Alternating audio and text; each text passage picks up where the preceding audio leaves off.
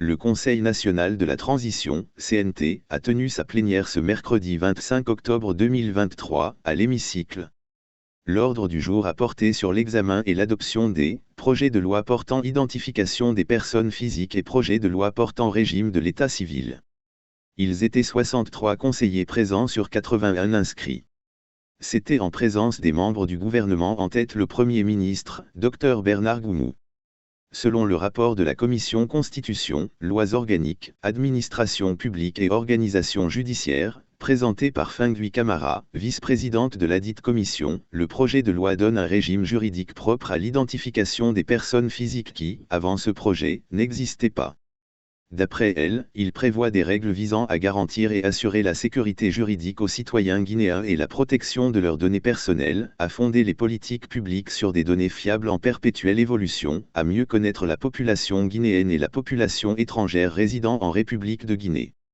Dans la même logique, elle a rappelé qu'il va permettre, en outre, de préfigurer la création d'un registre national des personnes physiques, mais aussi de l'attribution d'un numéro personnel d'identification, NPI, à chaque citoyen guinéen.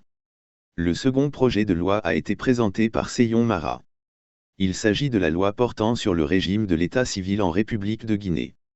Concernant le projet de loi, il a indiqué qu'il vise la modernisation et la généralisation du système de l'état civil guinéen sur l'ensemble du territoire national.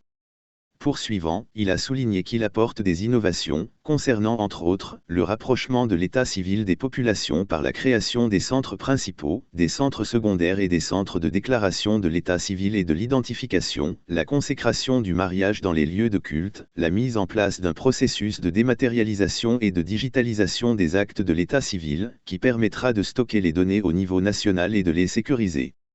Les règles régissant l'état civil des Guinéens et des étrangers résidant en République de Guinée, les procédures d'enregistrement des faits d'état civil, leur gestion informatisée et la production des statistiques vitales. Les modes de traitement des actes de l'état civil, les précisions sur les registres de l'état civil et sur les jugements supplétifs tenant lieu des actes de l'état civil, les rapports entre le parquet et les officiers de l'état civil, le régime des sanctions disciplinaires et pénales en structurant ces dernières en des peines d'amende correctionnelle et criminelle.